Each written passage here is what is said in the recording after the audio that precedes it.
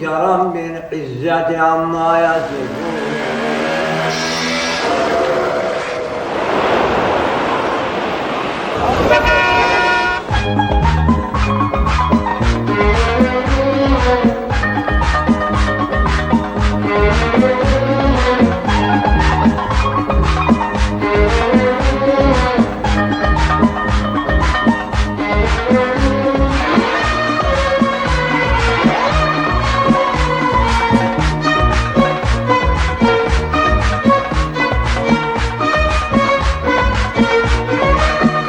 Most of us have only a few vague and stereotypical notions about this enigmatic country called Turkey.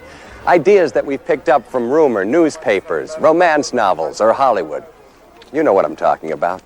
Midnight Express, the Gulf War, the Sultan and his harem, an old man in a fez smoking a hookah pipe. That's Turkey seen from the outside. But for the next hour, we're going to take you on an incredible journey inside Turkey for a glimpse of the real thing. And like most people who take the trip, I think you're going to be amazed and surprised by what you're about to see. Situated at the edge of Europe, on the borderlands of the Middle East, Turkey's a land of contrasts. Anywhere you look, there's the blending of the old and the new, the traditional and the modern, the Eastern and the Western. I'm too sexy for your party, too sexy for your party. Starting thousands of years before the birth of Christ, numerous civilizations from both East and West have washed over this land. Greek, Persian, and Roman. The Turks are just the latest wave from the East. And by recent, we mean 1,000 years, ending up in the 20th century with modern Turkey, a developing country slightly larger than Texas that is making itself known more and more to the Western world. Turkey's definitely underrated from what we've seen so far. Well, first of all, it's so varied. You'd find 100 worlds in one continent and one land. All over the countryside, modern faces and faces that seem from centuries past meet in a friendly and tolerant atmosphere. In cities like Istanbul, the great civilizations of old Byzantium and the Ottoman Empire blend in rough harmony with the present, while the pillars of both Islam and Christianity dot the skyline. But the best way to begin is to forget everything you've heard or believed about this place and just start fresh. And there's no better way to wash away all those old stereotypes than with a nice, hot bath. Ah, yes, just what I need, a real Turkish bath. A beautiful experience in this beautiful marble-lined authentic hammam dating back to the 1400s. Nothing could be more relaxing and more serene than the experience of the sultans, right? I'll just sit back and relax and enjoy it. Oh! Of course, I could be wrong.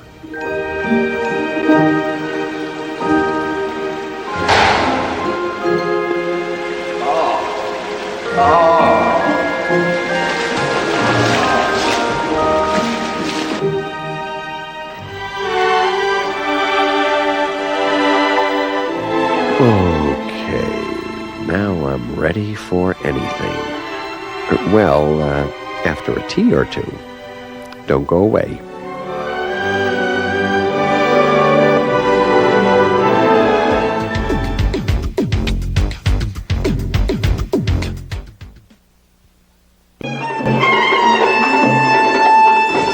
Exciting, exotic, thrilling. It's nice, it's special, it's very good, food is great. And I wanted to come someplace that was decidedly different from, what we're used to. That was, somewhat Western, but also, somewhat Eastern. I think Istanbul was the perfect place. In most Turkish cities, it's possible to experience the layers of history within a few blocks. But nowhere is the richness of an old culture as apparent as in Istanbul. Skipping over this great city while visiting the country would be like visiting New York and never seeing Manhattan. Istanbul was Constantinople, now it's Istanbul, not Constantinople. Been a long time gone, old Constantinople, still it's Turkish delight on a moonlit night. Abi biri gelsin mi? Abi biri de dondurma verelim.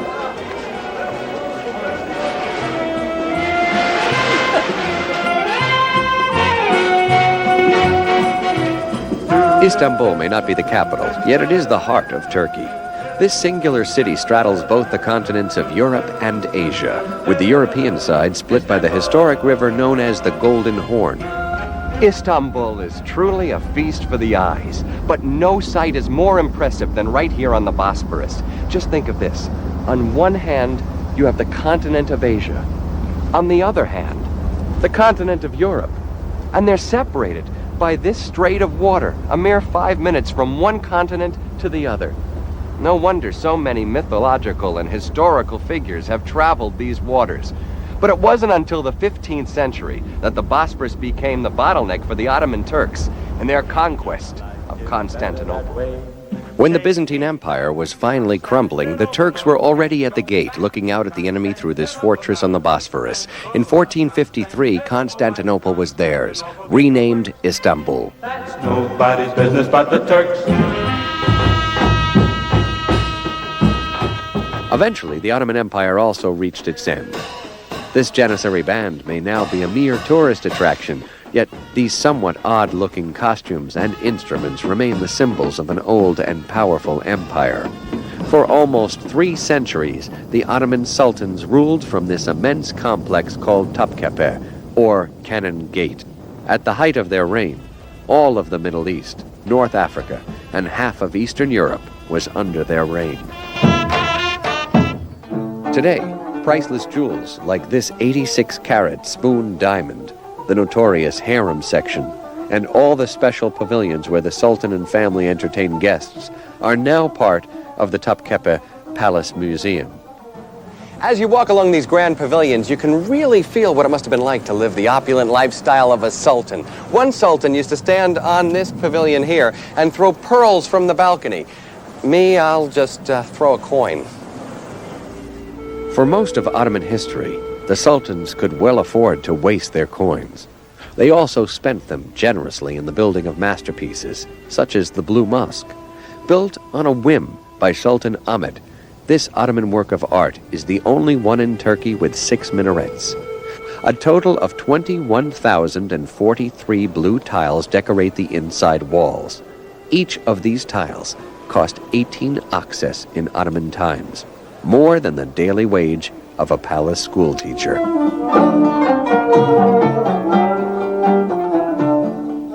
If the rush of history and the streets become too much for you, you can sip your tea and take it all in from a distance on an old Istanbul ferry.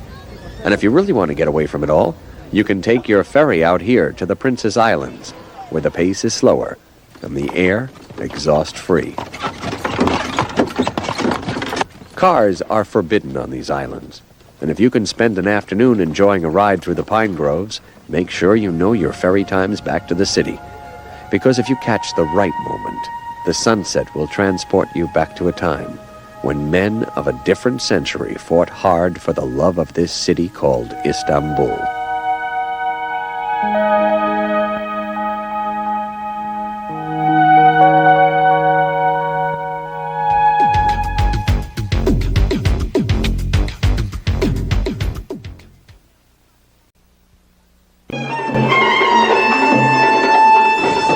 Exciting, exotic, thrilling.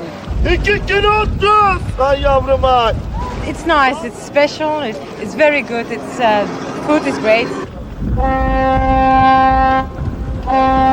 And I wanted to come someplace that was decidedly different from what we're used to. That was somewhat Western, but also somewhat Eastern. I think Istanbul was the perfect place. In most Turkish cities, it's possible to experience the layers of history within a few blocks. But nowhere is the richness of an old culture as apparent as in Istanbul! Skipping over this great city while visiting the country would be like visiting New York and never seeing Manhattan.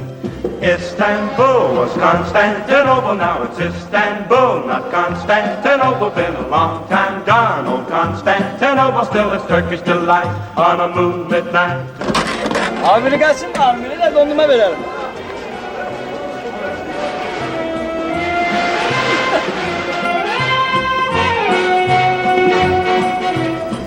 Istanbul may not be the capital, yet it is the heart of Turkey.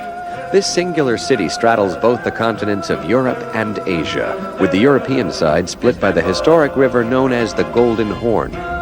Istanbul is truly a feast for the eyes, but no sight is more impressive than right here on the Bosphorus. Just think of this. On one hand, you have the continent of Asia. On the other hand, the continent of Europe. And they're separated by this strait of water, a mere 5 minutes from one continent to the other. No wonder so many mythological and historical figures have traveled these waters. But it wasn't until the 15th century that the Bosphorus became the bottleneck for the Ottoman Turks and their conquest of Constantinople. When the Byzantine Empire was finally crumbling, the Turks were already at the gate, looking out at the enemy through this fortress on the Bosphorus. In 1453, Constantinople was theirs, renamed Istanbul. That's nobody's business but the Turks.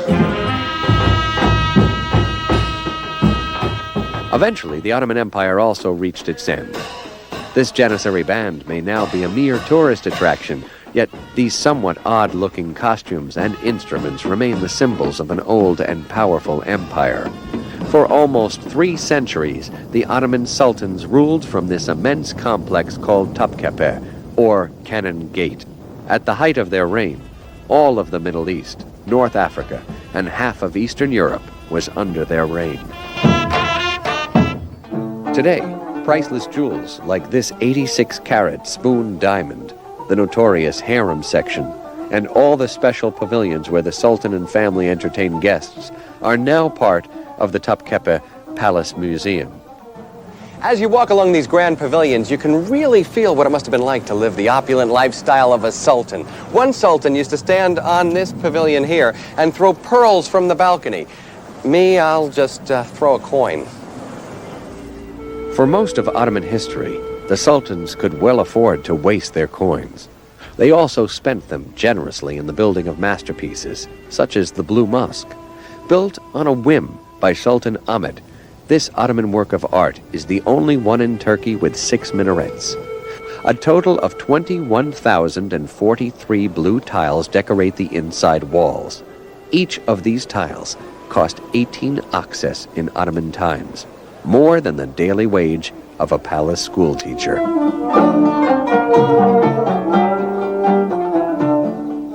If the rush of history and the streets become too much for you, you can sip your tea and take it all in from a distance on an old Istanbul ferry.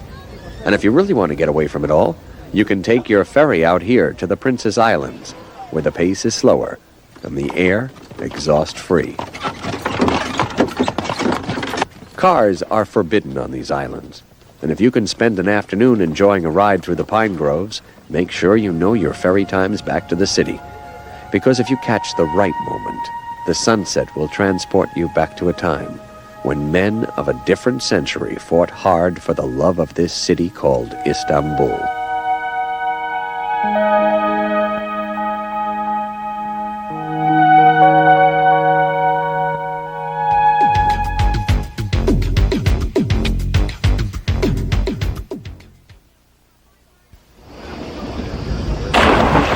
I'd say don't go to the Mediterranean because it's all the same. Yeah. Go to Turkey because you've got everything you want there. In the morning you can do like this, ancient cities, and in the afternoon you can go to beaches or somewhere else.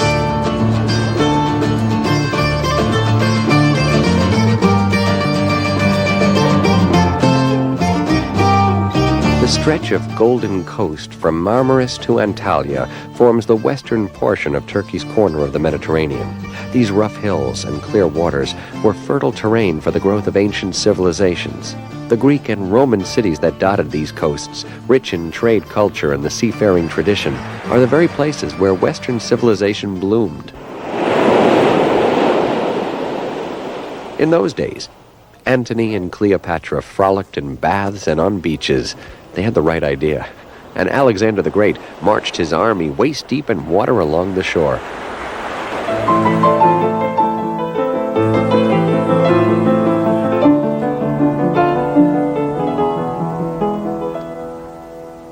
This is why they call it the Blue Voyage. These yacht trips that have become the hallmark of the Turkish coast. You can find more shades of blue and green water along here than just about anywhere. And that's why in recent years, so many tourists are traveling beyond the familiar haunts of Spain, Italy, and Greece to discover the riches of this magnificent coast, just as the ancients once did. What do you do on a blue voyage? Sit in the sun, go swimming, drink beer. What else do you want on a holiday? It's nice to relax every day. You've all the time in the world to do it. The Blue Voyage started as a rare and offbeat excursion in a small sponge diver's boat. Today it's evolved into a journey in luxurious goulettes, locally built yachts modeled after ancient Phoenician design. Oh, yeah.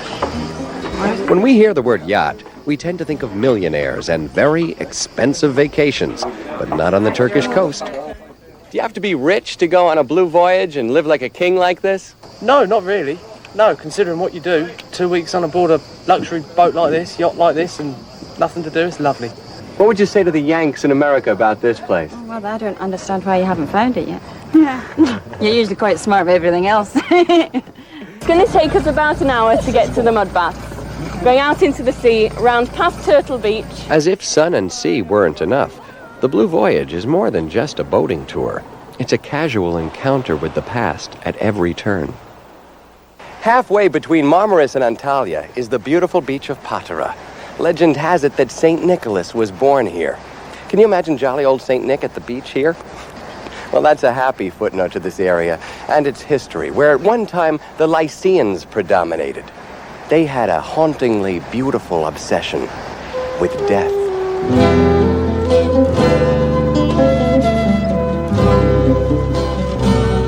The Lycians were an independent-minded people, known for the fierce way they defended their land as well as the legacy of solid craftsmanship they applied to the honoring of their dead. In the small town of Kash, a huge Lycian sarcophagi now sits idly in the middle of the shopping area. In the Bay of Kekava, Lycian tombs still stand, half submerged in the sea. And in Dalyan, an added adventure in a small tour boat is required to experience the true height of Lycian resourcefulness and design. The half-hour ride through a long and winding marsh is well worth the trip. Just when you're tired of waiting, they will appear. These masterpieces of ancient engineering carved into the dramatic cliffs, the Lycian tombs from thousands of years ago.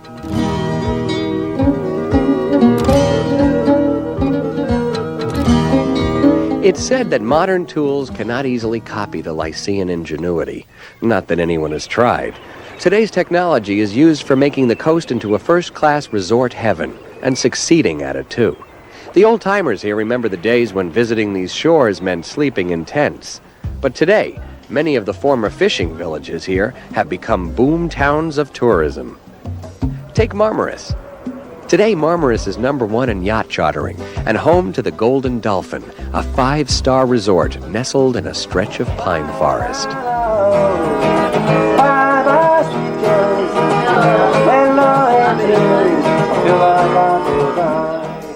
Then there are the 3 Ks of the coast: Kash, Kalkan, and Kekava. The first 2 are tourist gems wedged between the mountains and the sea. The third is Kekava Bay, surrounded by the charm and simplicity of villages like Uchos. 5 years of school. Yes. Now you're finished. Yes. And you're 13. Yeah. Are you ready to get married now? No. No. When are you going to get married? 25. 25? Do you have a boy? No. No. Are you looking for one? Looking? No. No? The last big stop on the coast is Antalya. Turkey's 15th largest city and the center of old Pamphylia. That meant land of all tribes in ancient Greek. This melting pot tradition continues with an international mix of locals and tourists. The city itself shows more than one face. First, there's the tourist trade, catering in sites such as the famous fluted minaret, Hadrian's Gate, and various antiquities all within an hour's drive. But then there's the other, more traditional side, and that's found just a few steps from downtown, behind the old Roman walls.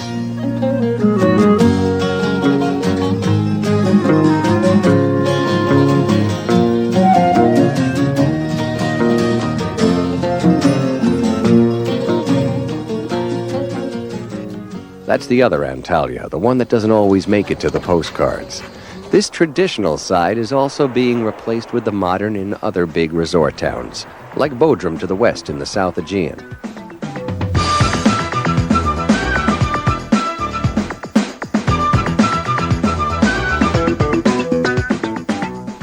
Who would have guessed, traveling out of the edge of Europe at the frontiers of the Middle East, one would find a veritable Turkish Saint-Tropez, visited by the likes of Barbra Streisand, Dustin Hoffman, and Mick Jagger. This is Bodrum, a town as devoted to the hedonistic pleasures of sun and romance as you'll find anywhere in the West. Come on! Hi! Come on, everybody! Eat something here! Hey! You will never forget this meal if we eat, okay? A Turkish writer was once exiled here for his unorthodox political views. But what an exile! He made the town famous with his stories and launched its reputation as a haven for artists and the like. First I measure. You measure finish, ladder. Ladder finish, sandalet. You understand?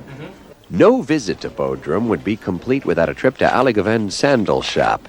You understand? No visit to Bodrum would be complete without a trip to Aligoven's sandal shop. He's been here since 1966, measuring, designing, and fitting for many a foot.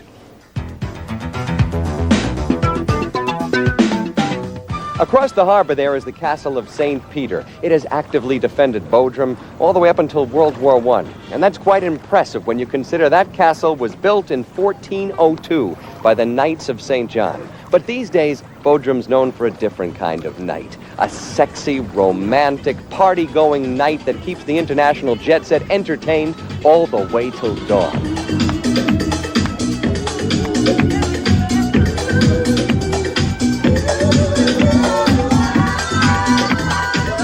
We have punks, we have transsexuals, we have gays, we have everybody here. We plan everything according to an international public. So our guests, 50% Turkish, 50% foreigners. So we want to satisfy all of them.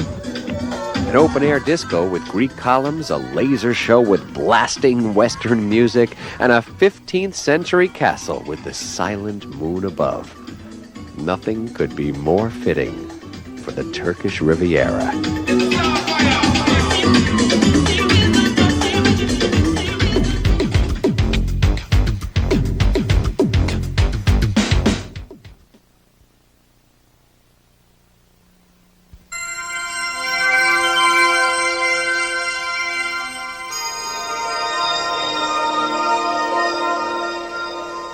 More than anything, Anatolia is a land of layers, going down into the earth and back in time. From ancient Ephesus on the west coast, to Mount Nimrod in the east, to Aspendos in the south.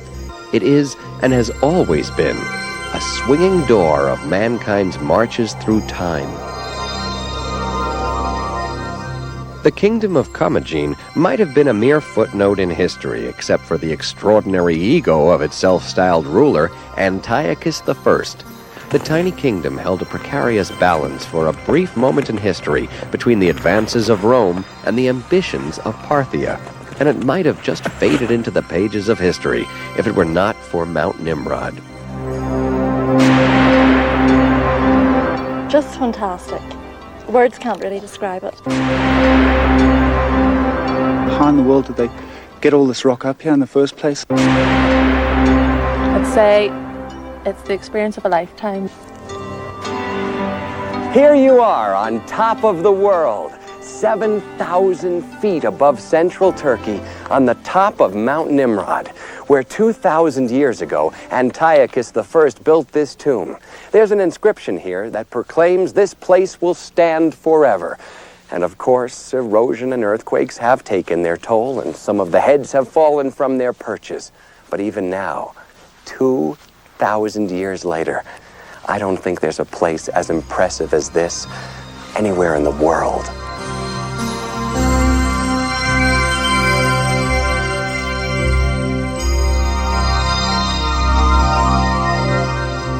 Antiochus thought it appropriate to deify himself in the company of massive statues of his favorite gods.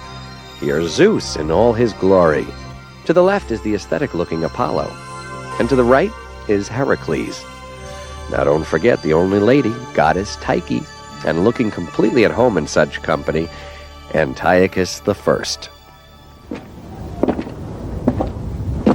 Walking along this terrace is like moving around on a giant chessboard, and these heads the chess pieces of the gods, watching it all from the best seat in the house.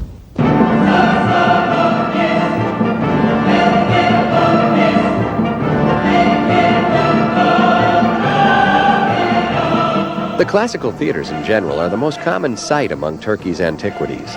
These were more than just the places where citizens went to see plays. This was their television, their movie theater, their rock stadium, their town square, their soapbox and voting center. The theaters were the focus point of leisure and celebration and public life during the time. You'll find Greek and Roman theaters all over Turkey, but this second-century theater at Aspendos is the best preserved in the entire world. In fact, they still put on plays and shows right here. It was meticulously designed so that the acoustics are impeccable. Even the people all the way up there in the back row could hear every word. The architect was Zenon. His secret formula for the acoustics is yet to be discovered, but some theorize it was the shape of these balconies and the curve of the seats that did the trick. Inspired by the wonderful sense of space opening up to the sky, you might find it hard to resist testing the acoustics with your own spontaneous performance.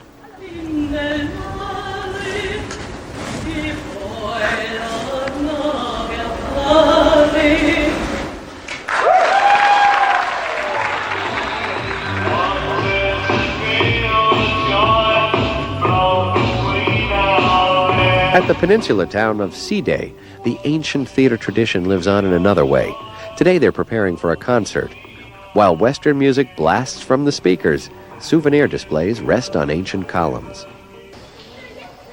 Further west, on the Aegean coast, another theater sits quietly, carved into the slopes of Mount Pion. This was home to ancient reveries to Artemis, the fertility goddess, and later to the preachings of St. Paul.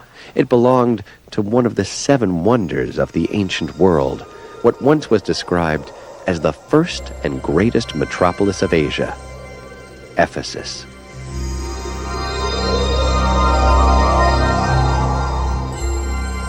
Rome has the Colosseum, Athens has the Parthenon, but Turkey has an entire city from antiquity, the city of Ephesus. Every year, thousands of people come here to see the ruins. But it's not the people who come here every year that give this place its importance. It's the people who used to live here. At one time, Ephesus had over 200,000 residents. This was downtown Ephesus, with private houses to the right and public buildings to the left. It was the heart of the city, and legend has it that water flowed freely down the middle. Walking down this colonnaded path known as Harbor Street, you can't help trying to imagine this bustling city.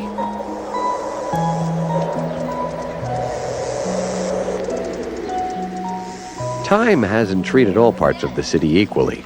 While the Temple of Hadrian still catches the eye with a graceful arch and facade, only the globe and a huge foot is left of the Fountain of Trajan.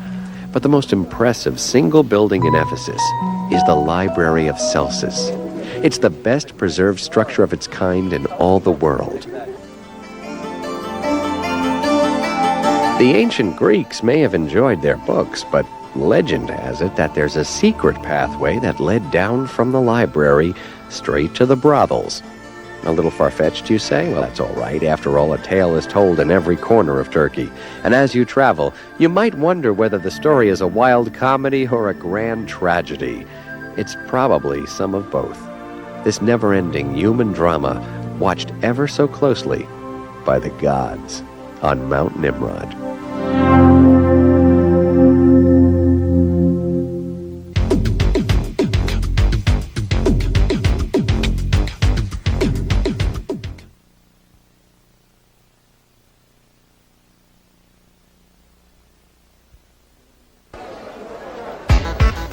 Everyone likes leather jackets and carpets and what have you. And I can afford to travel to Turkey without any problems whatsoever.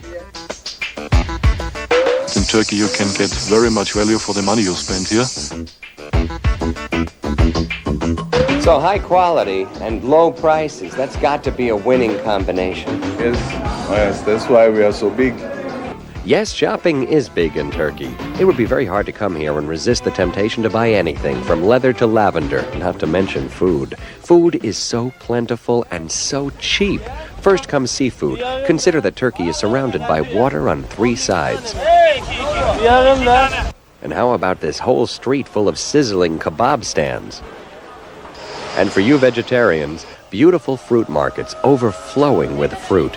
At markets like this, you can see why Turkey is one of the few countries in the world that can feed itself. 1,5 kilo. Böyle bir demet şey yapıyoruz. Demet işi bunlar böyle 3.000 lira. And if you're in the mood for something more exotic, take a stroll through Istanbul's Egyptian market, where touching, smelling, and tasting are all free of charge, not to mention the bonus entertainment.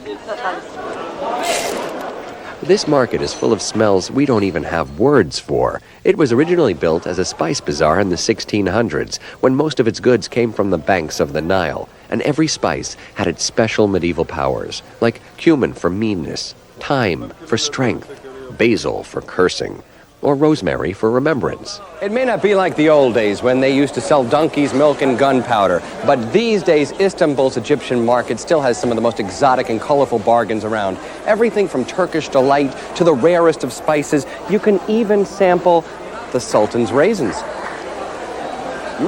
Delicious. If you've been imagining that some guy in New Jersey invented the modern mall, then you have to come to Turkey. Mazes of shops and markets seem to crop up everywhere you go, making this a shopper's paradise. But you can't escape history in Turkey even while shopping. Turkish markets owe their richness not just to the more recent boom in manufacturing, but to traditions of centuries-old craftsmanship that are still alive in the heartland of Turkey. The famous Greek theateress Bendos gives its name to this jewelry complex on the Mediterranean coast and proudly displays antique instruments for gold setting. These women practice a trade unique to the Black Sea region. Hasır it's called. Beautiful bracelets made by interweaving incredibly fine golden threads. It takes them about a week to make one bracelet, and they make 80 to 100,000 Turkish lira on it. Well, that's not even $20. And these small works of art may end up in displays like this one, selling for more than $700 each. Craftsmanship is still very cheap in Turkey, and that's one reason why the bargains are so good. And yet, profit is not all that drives the craftsmen of Turkey. Here, in a rug shop in Middle Anatolia, a young man repairs an antique rug nearly 80 years old, and young women work on patterns that go back to the Selçuk Turks. That's 300 years before the Ottomans.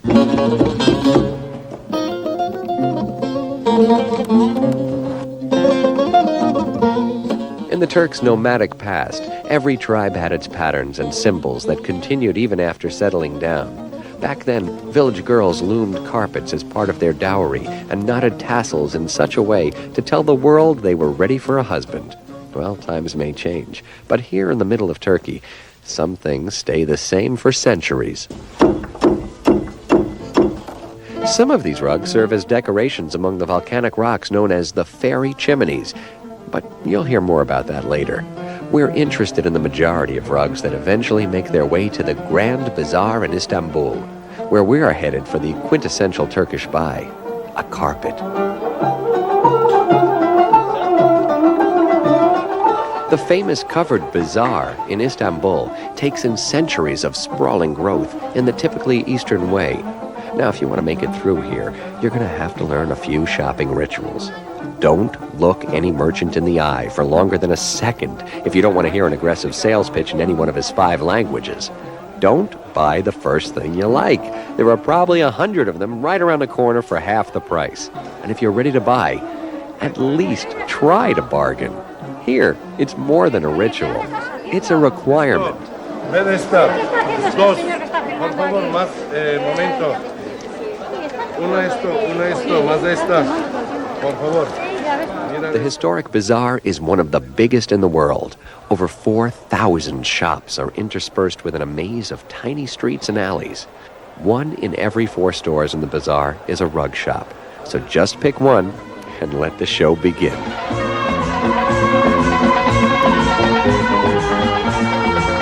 You may call it salesmanship, but nearly all rug dealers will tell you every rug is unique.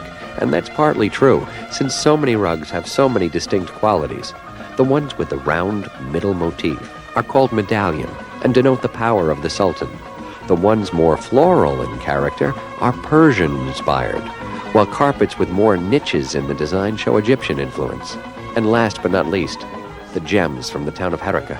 Special Turkish carpets, 100% silk. This is something that you'll keep for the rest of your life and your grandchildren. Yes, because something like that has 100 knots per square centimeters, and supposing that this is about 2.5, something like that, 2,500 knots in this carpet. But can I just between you and me, for $8,000, I'd be afraid to walk on this with my cowboy boots.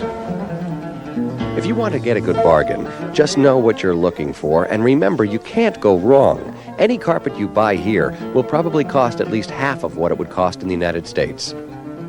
But the bazaar doesn't end here. If you go to the streets outside, you'll find a sprawling, wonderfully haphazard crush of bargains, more on the black market side of cheap. And who knows, someday this lively chaos may be covered too, quietly absorbed into the official bazaar in that typically Eastern way.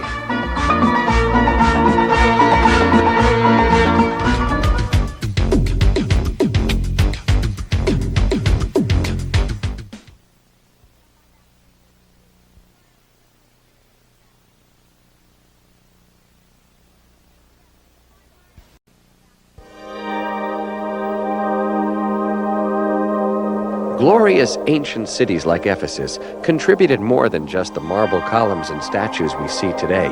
A less visible but equally grand culture also had its start here: Christianity.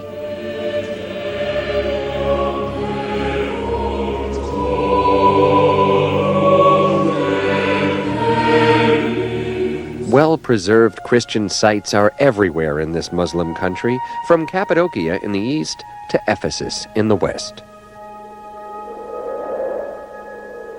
St. Paul first came here to Ephesus in the year 53 AD.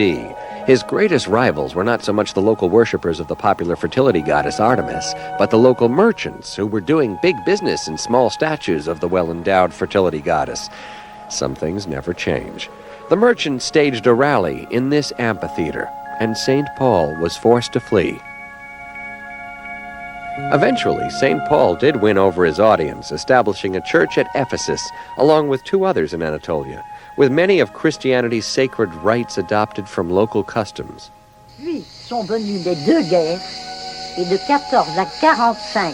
Ephesus is also the place where the Virgin Mary came to spend her last days with St. John.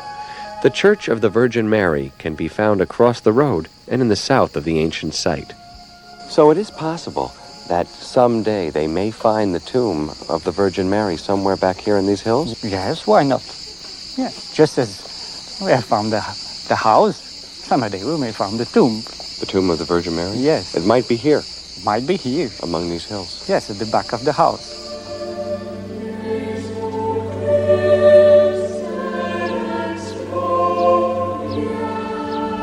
Following the steps of St. Paul also brings us to Middle Anatolia, to the once kingdom of Cappadocia. Millions of years before St. Paul ever set foot here, volcanic eruptions covered this land with thick layers of volcanic ash. Another million years turned Cappadocia into a dreamlike landscape inhabited by settlers as early as the Hittites.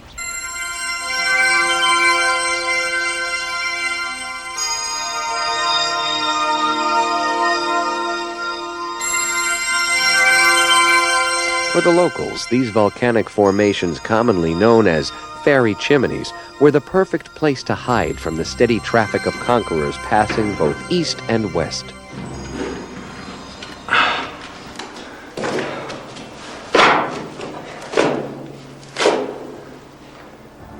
For centuries, the cave dwellers here resisted the dominating influence of any one culture until the coming of St. Paul.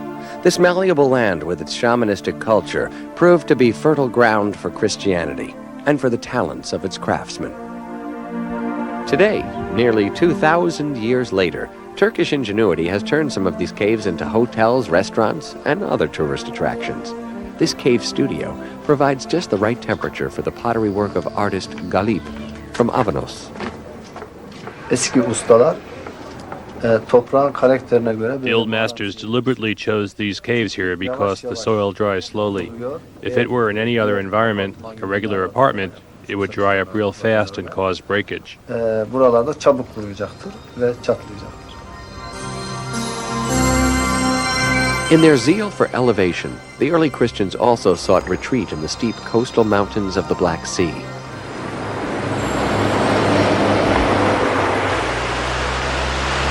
The road up to the Samila Monastery is long and steep.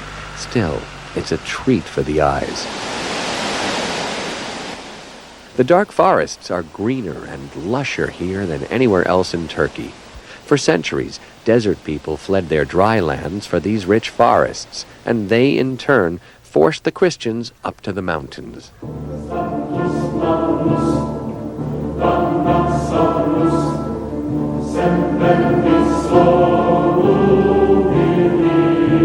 In the 4th century, 2 of these early Christians built a church and the beginnings of a monastery.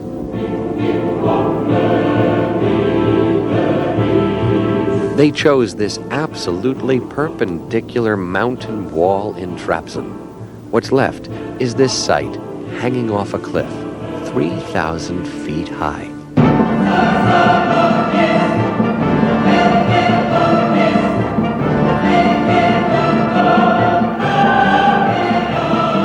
Çok detaylı, çok artistik bir yapı teknolojisi kullanılmış. They didn't use a very artistic or detailed technology here.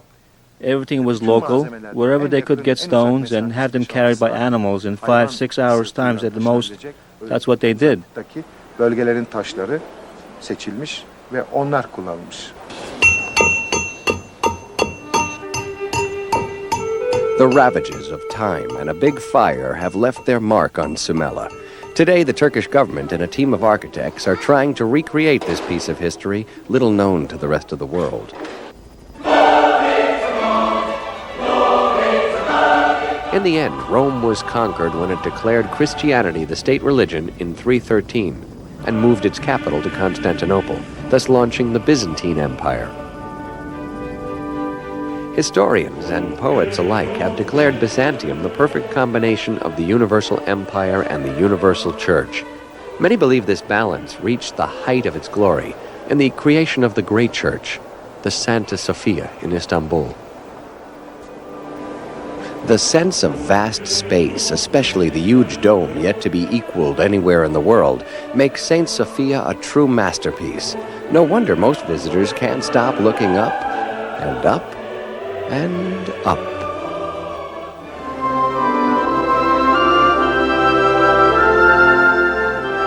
Through centuries of decay and invasions, the great Christian empire eventually came to its end.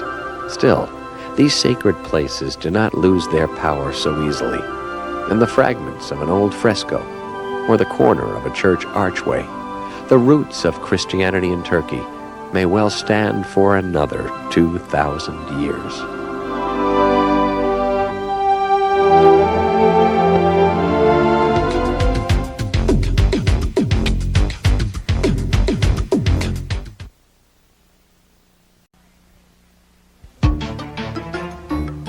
Turkey's versatile landscape offers a patchwork of choices for all kinds of travelers. If there's one place where this is especially true, it must be the Cotton Castle. People from all walks and from all over the world come here to experience one single sensation. The water is incredibly soft. It's like going into silk. In all the world, I don't see a place like this, so it's something amazing. It's terrific. Icing sugar. This shimmering white plateau is nothing more than the result of limestone-rich waters from nearby thermal springs. Now, some believe the waters in these shallow pools have healing powers. No one really knows why. What is well known is that anybody and everybody comes here, from the local women who cover their hair to the tourists who cover as little as possible.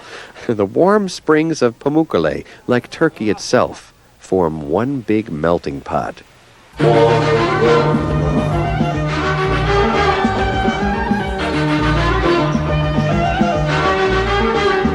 may wonder, how does a country 90% Muslim condone topless bathers and women who smoke? Or, more simply, how can age-old traditions from the East mingle so freely with the new ways of the West? Well, they don't. They simply coexist with a good measure of tolerance, all in one land.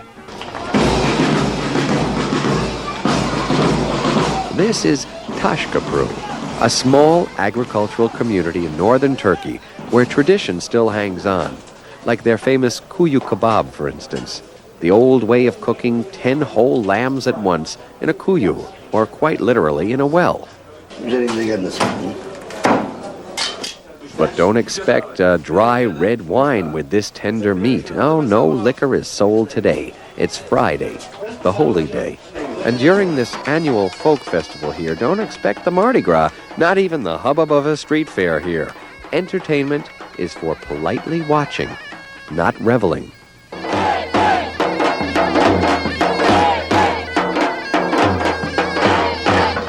Young men and women perform regional dances from all over Turkey. This one's from the south. Now the colors are vivid and the steps are lively. But the crowd is subdued. The performers may sing and dance, but the public prefers the sidelines. Taşköprü's festival is mostly a spectator sport. Then comes the grand finale from another time and place. Altta kaldım diye üzülme, üste çıktım diye sevinme. Don't despair if you lose, and don't celebrate if you're on top. That's what the announcer's saying. The moral of the story is this: watch out, because victory is slippery. In this case, so is the victor. Welcome to grease wrestling, the Turkish tradition of swabbing yourself with oil and trying to flip over an equally slippery opponent.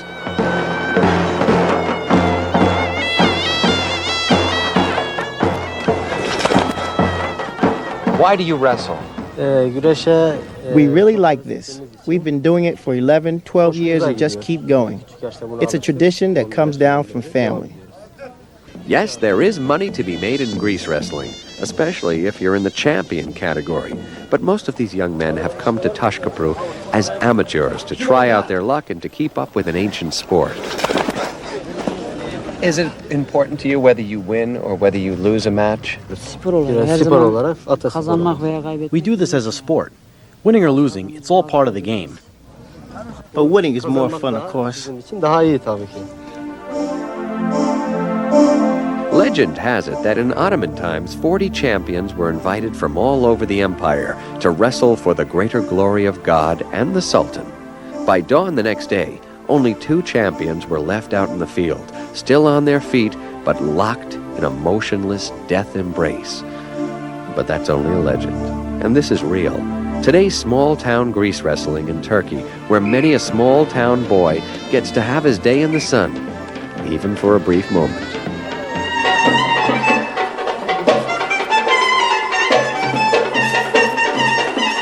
When most residents are respectfully turning in for the night in Taşköprü, a wilder nightlife is just beginning in Istanbul. If you'd like to catch the typical tourist attraction, the belly dancer in action, just pick any nightclub and watch these talented women shake their hearts out, or their bellies, or any other part you wish to mention.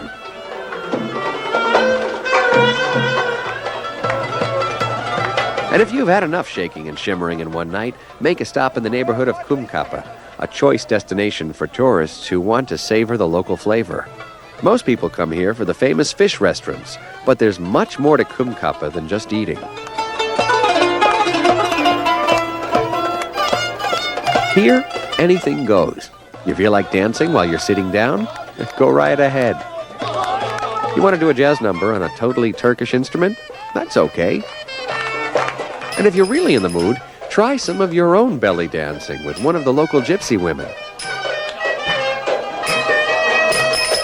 No, not your kind of thing? Well, then sit back, enjoy your fish dinner, and reflect on the unfathomable richness of life. And don't forget your Rocky. That's the national drink with a heavy flavor of anisette that Americans either love or hate.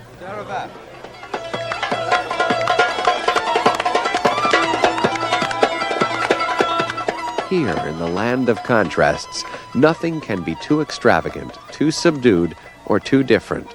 This is how it is now, and how it always has been. This mad mix, held together with tolerance, a dose of pleasure, and a great passion for the spoils of good living in this rich crossroads of the world.